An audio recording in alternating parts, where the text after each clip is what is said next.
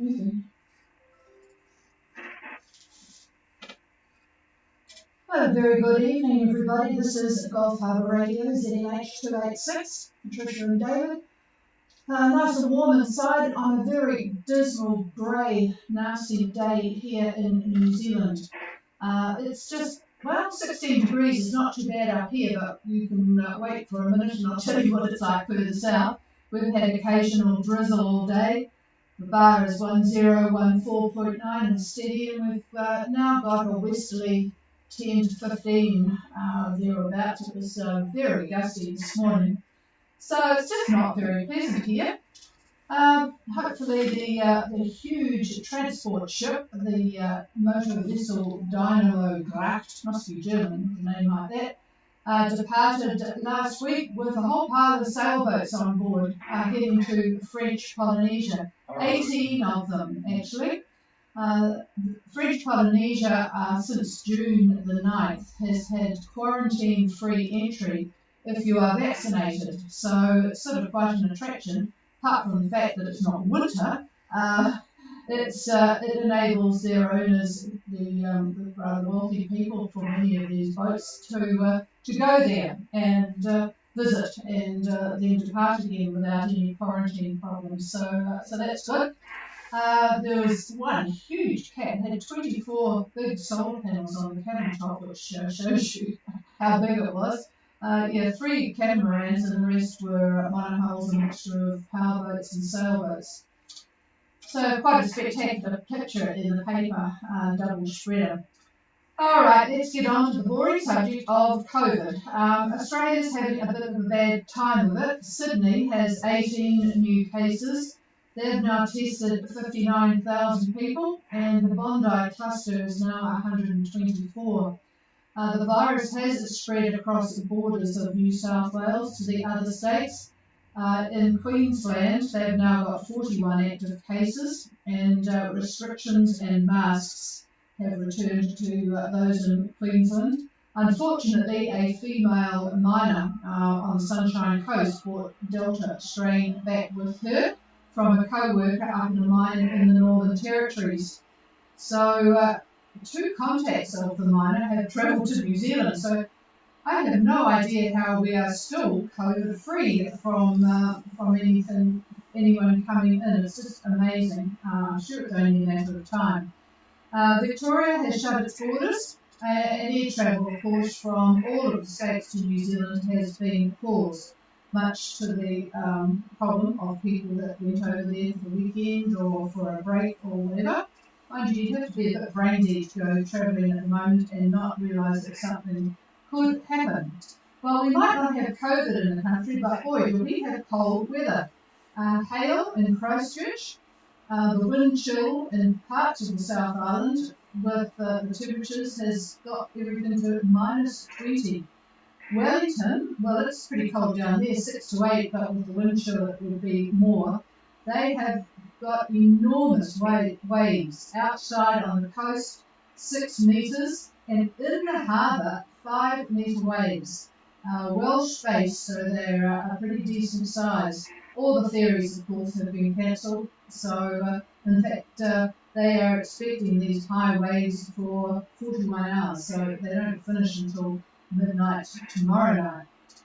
I didn't mention Fiji, I suppose. Total deaths are now up to 15 from COVID, with 262 new cases and 2,813 active cases. So still not going to bother with any sort of a shutdown. Mr. Barney Marama and the health people there don't think it would do any good whatsoever. So they're sticking with what they're doing and really working hard on the vaccinations. Okay, let's look at the boats. There's been quite a lot of movement with all these lovely winds that we've all had over the weekend. There's a couple of boats approaching Savu Savu.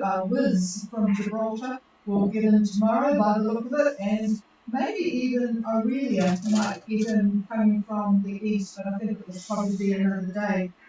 They've got 20 knots of easterly, so it's absolutely perfect conditions for good fast sailing towards Savu Savu. Then further south, at about 20 south and 178 going on 179, we have moved us just a bit ahead of Inveroon. They've got about 17 knots of easterly and going really, really well, as you would expect, with a nice wind on the beam there. And then further down, we've got Brave, New Zealand, at 20 degrees 50 and 179 29. 18 knots of easterly, getting a bit lighter down there, where it's actually 73 degrees. And then Cape Maria, just to the west of them, at 178 with 12 knots of northeasterly. And then west of them again, Sequoia at 21 south and 177 with 14 knots of easterly. 77 degrees, near enough that government work. And hopefully the boat from Australia, haphazard, that left southward is not listening, because they're in a bit of strife at the moment. They've got 27 to 30 knots of southeast wind, but it's going to get worse. So hopefully they're not listening. But yes, they're in for a very, very sporty night. And then it will ease and be on the nose. So, well, we won't, hopefully they are not listening and that they're prepared for that. That's about it for the boats. There's none others have left New Zealand today. Well, not that we can see offshore at the moment, so that's what we're dealing with there. Not an awful lot of excitement, except I'm sure the folk that are smelling the barn at Fiji will be getting quite excited. All right, let's hear from David and see what he's got for us.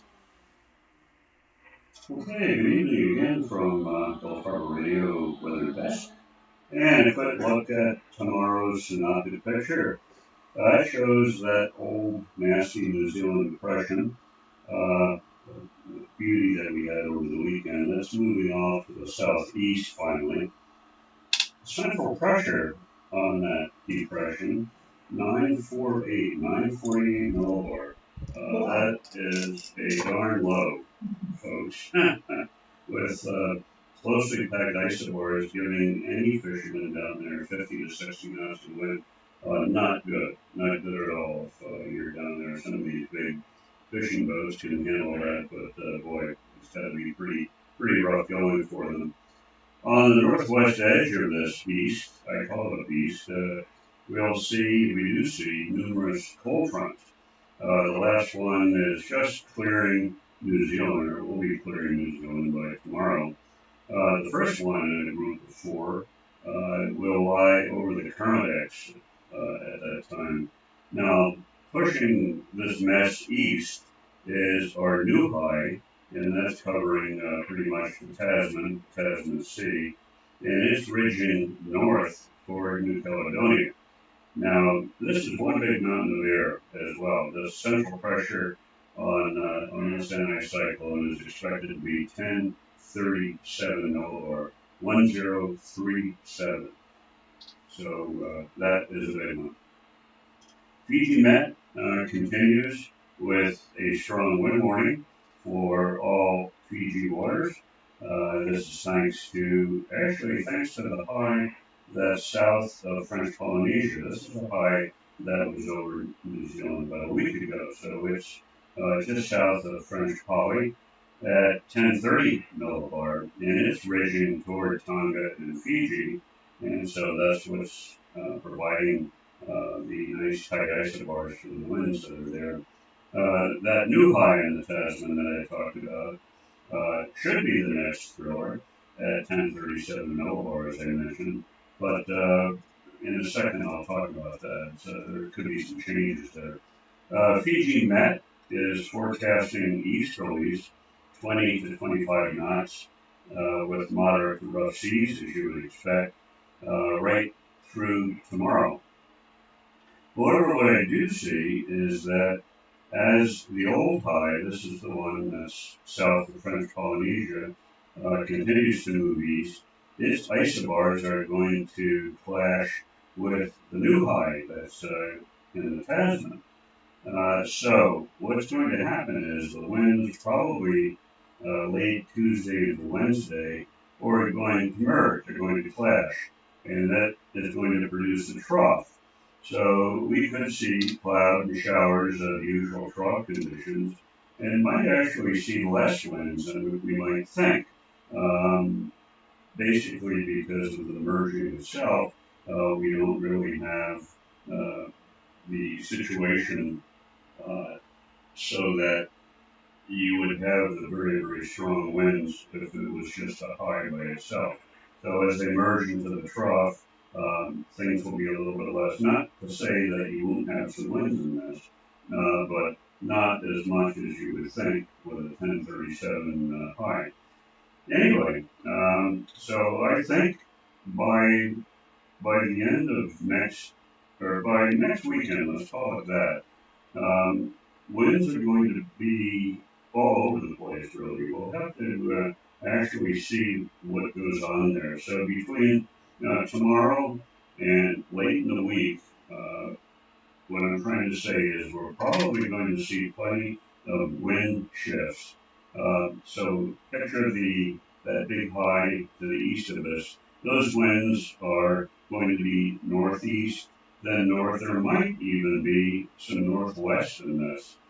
And then as the new high starts to roll in, where we get the clashing effect, we're going to see southeast winds.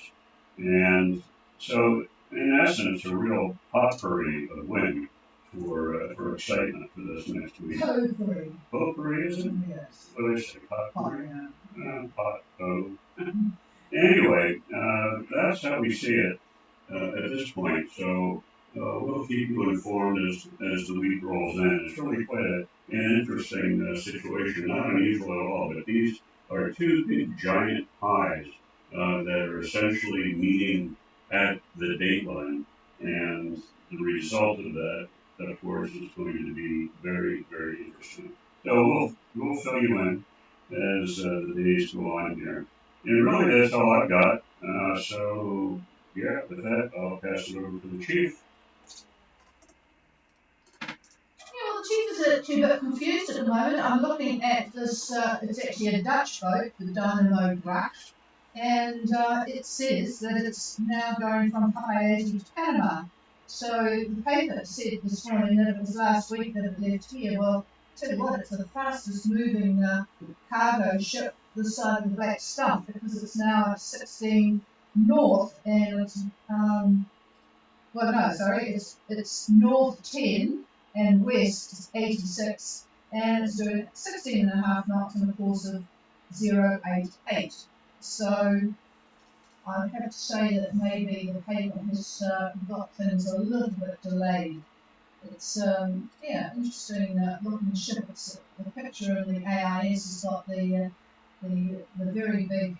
Well, I'll tell you why I'm commenting on the big cranes. There's three big cranes on the starboard side, and all of the boats that were on board, it looked as if they're taken away because they were all sort of pushed towards the port side. But as David commented, they're probably trying to balance the ship with those cranes. All right, enough of that. This is David listening for anybody that's out there.